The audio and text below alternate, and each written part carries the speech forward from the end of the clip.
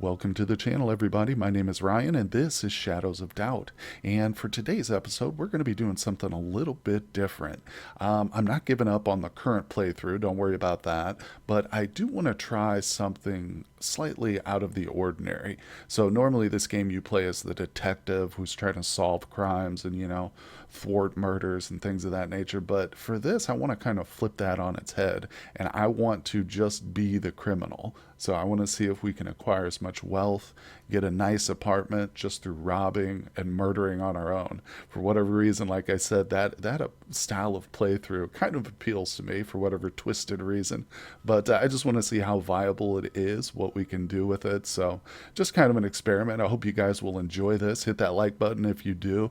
Leave me a comment down below. Let me know what you think of the idea, and let's jump right into it. All right, so this will be a sandbox game here. It's going to be a small city size, like I said, just kind of an experiment. So I just want to get the city generated real quick. But here's the seed. If you guys are interested in playing along, I will also put this down in the description below too. Okay, here we are once again at the very misty city. Oh, looking good here. Looking real nice. I like this fisheye lens kind of look to it. Definitely adds something to the intro section. Oh, here we go. This seems new. I don't remember getting this aerial view here. Pretty cool. So yeah, with this game, I'm not an expert by any means. That's for sure. In fact, I've had quite a few cases in my normal playthrough that I've struggled with quite a bit. But a lot of the commenters have helped me a ton learn the different aspects of it. And I think doing it this way, kind of just playing as a criminal, just kind of go running wild, having fun with it, we might actually learn a few things too, just about the general game mechanics and whatnot. So I'm excited for that. Of course, we're getting some of the flavor text here on the screen, but if you are new to this game, there's a backstory and stuff kind of generated when you create your world, but it doesn't push itself to the front or anything like that. It's really all about your cases and your detective work and stuff. But let's see if we can skip it. Here we go. All right, so we have been dropped into the city. Let's take a quick look at our screen here. So this is not the inventory screen so much. This is inventory, but this is where we would do our case files and things like that, create new cases. But first of all, we can see we've got 100 credits. Our social rank is 1. This is probably something that we won't be working on here because you of course you go up in social rank by solving cases, but and then eventually you retire. But we're just going to reach retirement by our own means here. So anyway, we've got sync disks we can install for bonuses. We've got, like I said, our inventory here with our money, our fists, the watch, and the print scanner. Probably won't be using this too much, but we're definitely going to be using our fists a lot. All right, and then we've got the map. This will be interesting. Let's see what a small city looks like. Okay, it's just a 3x3, so we've got 9 total different buildings to search through and choose from. Now, of course, they've got multiple different stories, so if we look up, yeah, some of these buildings literally have like over a dozen stories. And as you see it, it is real. So if I were to enter this building in particular, for instance, well, this looks like the restaurant here. Yeah, but if we can get to the residential part, hit this little elevator. Let's go up to the top. Now, it's my understanding, just like in real life, the most wealthy people live in the tallest story. So let's see what we can do up top if there's any openings right away, possibly. Okay, we have reached the 17th floor here. Looks like there's one single residence up here. Obviously, if we were to try and open this, or if we did open it and walk in, that would be a crime, but that's what we're here for, essentially. So first thing I think we'll knock. Okay, there is someone home on this level, because we can see someone's coming to answer the door. Let's go down to the next level. Okay, somebody's coming. If I check the time real quick, we can see it's 7:30 p.m. on Monday. So yeah, most people will probably be home and not at work, but there are people who work night shifts and stuff, so it's possible. I'll try a few of these. Why are the numbers backwards? Not a big deal. And of course, we could, if we wanted. Let's see. Come on, air vent. There we go. We could probably sneak into these apartments via the air ducting here, even with people home. Like if it gets to be pretty late, we can try and sneak around. Hello. So we've got, let's talk to her real quick. Of course, we have the option to ask her name. Have she seen anything unusual? Do you know people? Could you provide fingerprints? And we can also beg from her. Sometimes people will give you money. Yeah, there we go. She just gave us a credit. Nice. She's literally handing out money to people who just knock on her door. Now let's ask her if she'll let us come in. No, no. Sometimes they will, but I think it's fairly rare. All right, so tell you what, we'll pop back up to the top floor real quick. All right. Because like I say, oh, hello there, sir. Evening, what's your name? Yeah, see, they don't, most people are pretty tight-lipped about their personal info, but I think he might have been the resident. Okay, yeah, there's two people living here, so let's just see who comes to the door. Now, of course, we basically start out as homeless. We have very little money, and we don't have a place to live ourselves, but so we got to avoid trying to get dirty and stuff because we don't have access to a shower just yet. Let's talk to her. Evening. Oh, okay. She's pretty open. So she'll probably give us fingerprints too. Yeah, usually if they're willing to give you their name, they'll also give you their fingerprints, but she won't let us come inside. We could pay her 50 credits to come inside and look around, and it's possible she would let us, but let's see here. Let's ask her for some money. Okay, we'll end the conversation. Now, I don't want to run the risk to right now of just getting injured, so let's go ahead and exit this place. We'll keep prowling around some of the buildings in this area, looking for an empty apartment, I think. Oh, now this is interesting. I haven't found an apartment yet. In fact, I started coming to some of the commercial areas just looking for paper clips and hairpins. Yeah, here's a good one. So we can start to break into some locks and stuff. But I noticed there's a note here. And of course, these are important, especially when they leave you with the number here. So this 4-digit code, it says it will open the office here. So if we can get back there, there might be a safe back there that we could break into. I might be stuck here though. This person just literally blocked my escape route. Oh no. Hold on. Is there like an oh no, we just made it. Okay. We exceeded our jumping capacity. Look, there's another one right here. Yeah, this is I've discovered this is a fairly decent place to check for hairpins and paper clips and stuff is behind these counters. Yeah, look at this. There's a bunch of them right here. The only problem is, yeah, it's a little tight quarters, apparently. Sometimes you can find these places in the off hours when nobody's working. All right, let me get myself unstuck.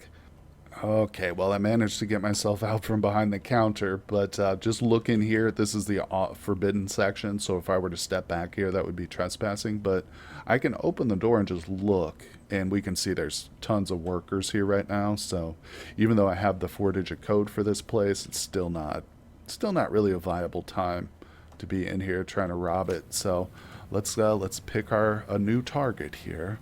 I do have plenty of hairpins now, so I feel good about lockpicking. Let's see. First of all, we should try to find the pawnbroker, because that's where we're going to be going to sell a bunch of our stolen goods, but there it is. Okay, there's the pawn shop right there. Let's head over there, because maybe there's some apartments we can visit. Yeah, this is a nice tall structure here. Okay, cool. So this is the pawn shop. I already came in here actually looking for paper clips and stuff. Now this is interesting. Cool. We've got the note with the 4-digit code for this place too now. There's some other info too. If I were actually going to try and solve cases, I could start to, get info on people's pictures and stuff, but I'm not even worried about that. Let's see here. So it tells me there is a back room to this place. Oh, this is a bathroom. Yeah, that's the bathroom. Now, what we did just learn the keypad code. Let me see. I think if I bring up this, and I've forgotten. There is a way to look at all your. There it is. Passcodes. Note. Okay. Luxury goods. Here it is. Is this it? 2345? What a code. This might be the one actually here. 67. What? I can't even read these numbers. 67. What is that? I know the last one's a 9, but 67. What? A? Okay. Well, we won't worry about it too much, I guess. What the hell? What was it? X? No, that just cancels it. Huh. No, that's not. That was for the other place. 67 what? Oh, okay. 19. Oh, you just click it and it. Gotcha, gotcha. Okay, cool. So we can actually go in here now. But, like, oh, and there's a safe too. But there is somebody here. We're out of their range of vision. But let's just. This is the pawnbrokers too. But I think we'll still be okay. I don't know. The alarms might go off because there is a camera over there. See that camera? Let's not risk it. We came here for the apartments. Now, we do know this passcode permanently, so if I come over here, like, we can just, boom, open it immediately. Super easy. Oh, look at that, an enforcer. Hey there, punk. All right, let's see. So this place has many, many different floors. Yeah, we can go all the way up to 17, so I say let's start again. Let's go to the penthouse and see if anybody's home. Okay, check it out. We're at the, not the very top floor, but the second story. So the second top, whatever. The penultimate, I guess is the proper type of term. But nobody's home here. So we're banging on the door. Nobody's answering. I think then, where's that? I don't see any vents here. There is somebody in that apartment, but there's got to be a vent here. I'd like to be able to get in here. There we go. Without using my lockpicks, of course. That's the goal, to conserve those for a while. All right, now we're on the same floor as the empty apartment. We just got to find a vent into the room. I think it's this one. I hope it's this one. Should be 1600. Okay, nobody's in here. Alright, let's do it. Let's start looking around. We got info here. This is usually what you would search for, like, you know, solving cases, getting background on people and stuff, but that's not why we're here. Here we go. This is why we're here. Credits, baby. Oh, now here's a note. Passcode this time, the year you were born. So if we have a safe in this one, we are going to want to try and figure out what year this person was born. What's that? Another paperclip. Business card. So her name is Sophie Ferguson. So tell you what, let's come over here and we'll go through this. Usually you can find things like tenancy notices. No, that's for somebody named Cannon. It's probably her partner or something. Sophie. Employee. Do we have anything yet? Good news is we don't necessarily need to read it ourselves. Yeah, as I go through here and read these, it will update automatically. So for instance, when I go to Sophie here, it'll show me. Once we finally know it, it'll fill in this right here, date of birth for us. So actually, hold on. Let me go ahead and pin that while we're here. This is the person we're robbing, so let's keep looking. We just need her date of birth, and then we can get into her safe. Oh, well, check this out. We didn't get the passcode for Sarah or Sophie yet, but we did find the other person that lives here, so let's pin that. That person is, hold on, we can go back. We do have their info over here. Inspect Cannon. So yeah, we know a lot about this person. They also live here, including their passcode. So we'll keep that info for now, because it could be that if there's a safe in this apartment, it has their passcode on it. I don't know. All right, let's see. Oh, that's the hallway. This is the living room. Okay, nobody's in here. Yep, it's empty. Let's see, inspect. Not too worried about the info, although I have realized it's probably smart to go ahead and collect as much info as we can. Just interesting. You can slide little books out. But no, just so you know, for reasons like that, so we can have their passcode and stuff, if possible. All right, we got some books. Now, another thing to keep in mind when we're doing this playthrough here is we only have 4 inventory slots. So that definitely increases the challenge here of our thieving, because I'm going to have to be very discriminating in terms of what I steal. You know, oh, here we go, baby. Here's the safe. All right, let's try the passcode we know, which would be... No, that wasn't it. Okay, so we've still got to find out her birthday, Sophie's. Not a big deal. Let's see, what is this? The bathroom. I know he's in here. Probably nothing valuable in there. Ooh, this looks interesting. Here's her purse. Take the credits. She just gave us 800 and some credits. Dang. We'll take the key to the apartment. Organ donor. There, is that hers right there? Birthday. So 1935, baby. All right, let's try that.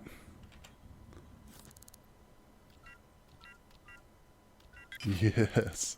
Ooh. Oh, nice. We got ourselves a diamond. We got ourselves the cartographer sync disc. We might sell that. We might use it. 2 diamonds, baby, and a sync disc upgrade. All right. Well, like I mentioned, our inventory is now full. We've got a key to this place, so we could come back here. Let me just look, see if there's anything. Probably not. I imagine we probably got the most valuable stuff right there. So let's just do a proper robbery where we open everything and they realize, oh my God, we were hit as soon as they walk in the door. All right, we could get on their computer. There's probably nothing valuable except more just like personal info. But we've got everything we came for, so let's see, what is that? Starch candy. There could be some more credits tucked away somewhere, but we're doing super now. Look at that. I've got 203, so we've doubled our money. This is actually, I was wrong. This is not the credits we're receiving. This is the penalty right now. If we get caught, this is how much we'll owe for the crimes we've committed, 32K. So I think it's about time to get out of here. Now let's see. Okay. And we leave. Simple as that. Close the door. Lock it again. Because we've got the key. And here's our elevator, our means of escape. And of course, as soon as we step outside of the building here, we're completely home free. The criminality, the crime there drops off. We won't have to worry about it. So we can just go to the pawnbroker and sell our stuff.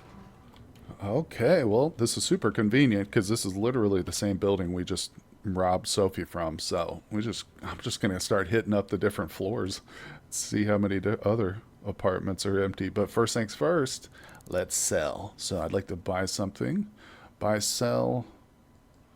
Where do I sell my inventory? Oh, here it is. Sell. Shop item name. Oh, it's got a little bit of a bug here, but we can see that one of them is worth 1851. Let's sell that. Is it glitched or something? Why can't I sell that? Huh, hold on a second. Let me... You're interacting with an item directly. Okay, let me try this again. Okay, so I think what the problem was when I came in here, remember I mentioned this is the same building we just robbed. So I didn't actually lose the criminality there. I still had the penalty, so I needed to step outside for a second and let that drop off, as I mentioned. Now, when I come back in here, it seems as if I'm able to sell things now. So we go in here. Yep. So that's weird. You can't sell things that are actively like hot, I guess. The vendor realizes that or whatever, but there we go. So we sold, wow, the upgrade vial is worth way more than the sync disc. Not too shabby. Tell you what, let me look at this. We just made 1,800. That's pretty good, man. Pretty good. And as you can see, you guys might have noticed, we do actually have an active case up here. It popped up while it was just running around, but no, I'm not interested in this at all. We're just going to close this case. Confirm. Get out of here. We're not doing any cases. All right, so we've got ourselves a good little haul. I mean, that money that we just made from those 2 diamonds really almost equivalent to like what we would get from a case solving a case itself. So we're doing pretty well. Now we might be able to find a really cheap like basement apartment for this amount, but I think we can probably earn a little bit of extra money. What the hell is this guy doing? Bro, there's private places for that, man. Okay, all right. But anyway, so let's check out some more apartments. I think here on this particular building, since it is right next to the pawn shop. I mean, hey, super convenient for us. It's like one-stop shopping. So we did just rob the 16th floor. Let's see. Oh, you know what? When I close that case file, yeah, I lost all the info that we had pinned on Sophie and stuff. So I'm going to set a new case file. So in case, because we'll get other ones probably pop up, but this will help me keep a list of the people we've robbed. So we won't necessarily be going into the same apartment over and over again, you know, because once I rob like two, 3 dozen people, it's going to be hard to keep track of who we've hit and who we haven't. I'll just be entering the same apartments over and over again. But I think this is a good systematic way. Stick to one building and just start at the top and work your way down, baby. Okay, well, we're here at the 1500 floor. Nobody's home, as you can see. So this is the vent we used earlier. We went up a floor or a flight. Remember, now we stick to this one. We're gonna go ahead and break inside. Let's see. Yeah, it's locked, obviously. Yeah, we don't have the key for it. So, wait, do I? Oh, I do. Oh, okay. We could just waltz right in. Well, there you go, guys. So we've got ourselves another potential victim right here. And the potential part is, yeah, it's a guaranteed victim, trust me. So I hope you guys are enjoying this style of playthrough. Let me know what you think down in the comments. Hit that like button if you'd like to see more episodes like this of the crime wave. And that's going to do it for this one. But tune in for the next one. We're going to see what this apartment has for us. So I will see you guys on the next one.